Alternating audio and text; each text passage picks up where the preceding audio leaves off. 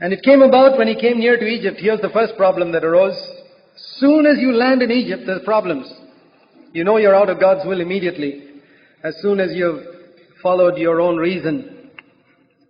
That he said to Sarah, his wife, he's already begun to scheme. He's seen the Egyptians all eyeing his good-looking wife. And he said, see now, I know that you're a beautiful woman. And it'll come about when the Egyptians see you that they will say, this is his wife, and they will kill me.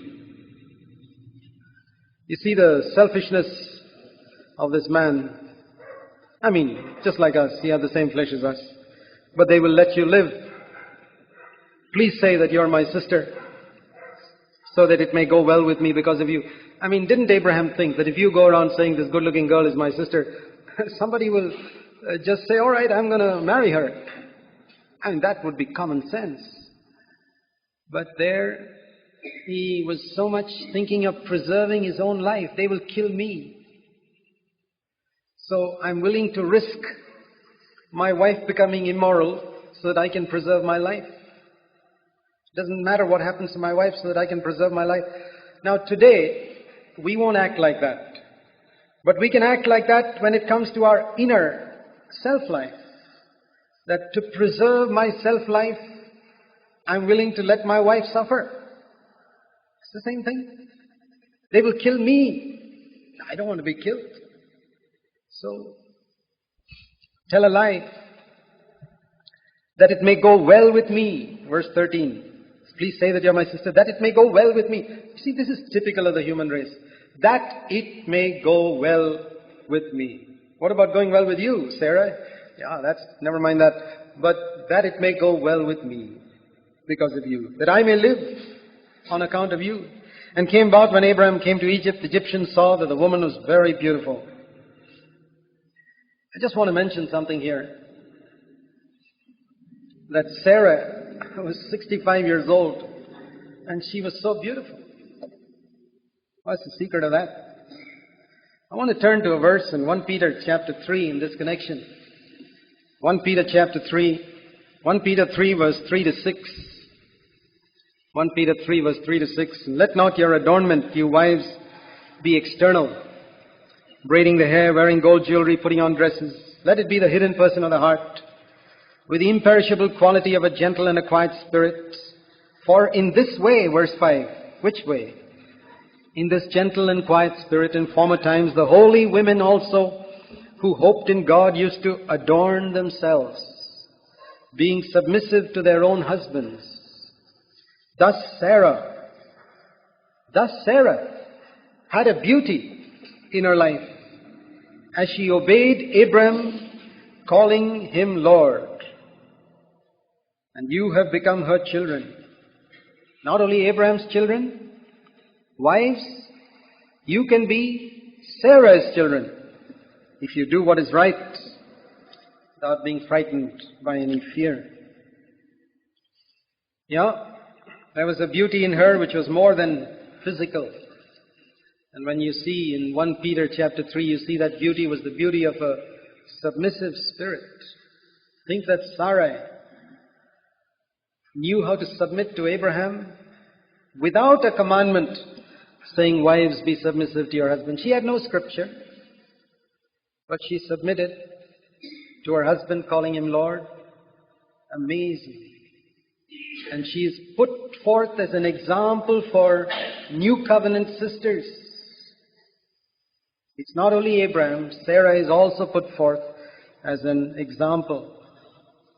And Pharaoh, Genesis 12 verse 15, and Pharaoh's officials saw her and praised her to Pharaoh, and the woman was taken to Pharaoh's house. You see, they had some morality there in Egypt. They knew you can't take somebody else's wife. But they thought she was Abraham's sister. Pharaoh decided, all right, I'm going to marry her then. And therefore he treated Abraham well for her sake, and gave him sheep and oxen and donkeys and male and female servants and female donkeys and camels. He exchanged his wife for all these animals. And think that he kept quiet with all this. It's amazing that Pharaoh's taken her And he still keeps quiet. He doesn't say, hey, I was just bluffing. He's not really my sister, she's my wife. He didn't even say that. He just let her go. And those of you who are single, you may say, boy, I'll never do that. I'll tell you something, you'll never discover how selfish you are till you get married. Never. I believe when you get married, you get a revelation on selfishness that dwells in the flesh that you never even knew was there. So, just hang on a little before you judge Abraham, and wait till your time comes and see if you can do it any better in relation to various little things. It may not be exchanging your wife for animals. You may not do any stupid thing like that. Even the heathen don't do that. But it can be in other things. It can be exchanging your wife and her rights for your rights.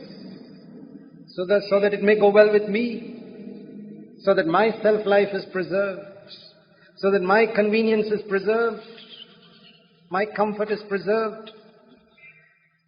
Yeah. And the Lord struck Pharaoh and his house with great plagues because of Sarah, Abraham's wife. And it's amazing that Pharaoh knew that when sickness comes, he's got to judge himself. A heathen man like Pharaoh, sickness comes into the home and he says, boy, what did I do wrong? And he thinks, what did I do wrong in the last few days? Must have been that I took this woman.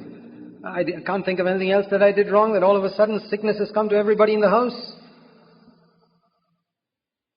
Good thing to do when sickness strikes everyone, to ask ourselves, what did I do wrong in the last few days? Follow Pharaoh's example. And he discovered something. And he came to Abraham and said, what is this you have done to me? Why did you not tell me she was your wife? I think he must have gone to Sarah and said, tell me, are you his sister? And she must have said, no, I'm his wife. And he rebuked Abraham. This heathen man rebuking a prophet of God. Have you had that experience? Where a heathen man says something and you feel humbled? That a heathen man says something, I'm supposed to be a new covenant believer, and what this man says is so upright and righteous, it puts me to shame. Yeah, I'm sure all of us have had experiences like that. Well, Abraham had one there. Pharaoh called Abraham and said, what is this you have done to me? And why did you say she is my sister, so that I took her for my wife? Now then, here is your wife, take her and go. And Pharaoh commanded his men concerning him, and they escorted him away with his wife and all that belonged to him.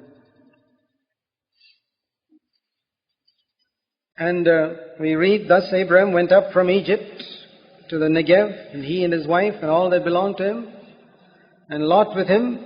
Now Abram was very rich, livestock and silver and in gold. It's very significant that this is the first time in the Bible that it says that somebody was very rich. And it is when he came out of Egypt. That was the second problem that came there. First, he got into trouble with Pharaoh by telling a lie. The second thing, of course, he must have had a lot of things when he came out of Ur of the Chaldees. But I think in those days, a lot of people had camel and livestock and other things like that. But when he went to Egypt, Pharaoh, the king, it says there, he gave him so many things, verse 16. And apparently he didn't take it all back. He gave it actually in exchange for Sarah, but he told Abraham, you can keep it. And Abraham came out very rich. And not only Abraham was very rich, but Lot also was very rich. And there we see the root cause of the problem that came later on between these two people. They had far too much wealth now that they got into conflict with each other, their herdsmen. Why didn't their herdsmen get into conflict before that? Because they didn't have so much. But when they came out of Egypt, they had so much. Yeah, when you miss God's will, you can become very rich. Very rich by missing the will of God.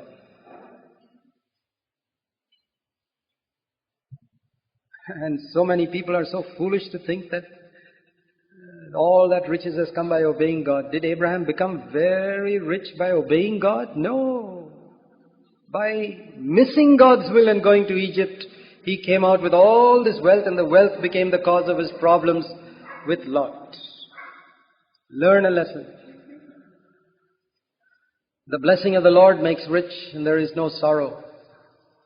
But those who want to be rich and go into Egypt, or instead of Egypt you can put ... put some other country or any other name there. Go to such and such a place in order to become rich. Yeah, they will become rich. God doesn't stop them. But there's something that will be lost. You see that? The first person... I just want to mention something here in passing. That the first rich man mentioned in the Bible is Abraham. And it is after he came out of Egypt.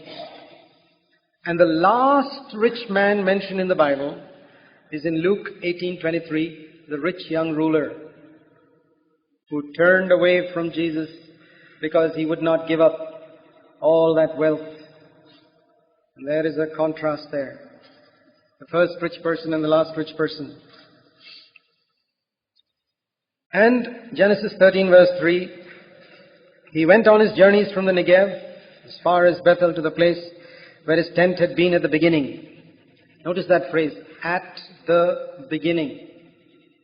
When you go astray from God to Egypt, you've always got to come back to the place where you were at the beginning. We say, there's a phrase in English saying, which says going round in circles. Or another phrase which says back to square one. It's like the snakes and ladders game. You climbed up to 56 and then down to square one. Because at some point you missed the will of God. Back to square one at the beginning. And all that time and labor lost. Think of people who are at square one when they die. What a tragedy. At square one when they die after having been believers for 30, 40 years. Still losing their temper. Still lusting after women. Still loving money. Still defeated. Still bitter. Still easily offended. Still upset. Still disturbed. Still irritated. After years, back to square one. Occasionally after a convention they would move out to square number 10 or 12.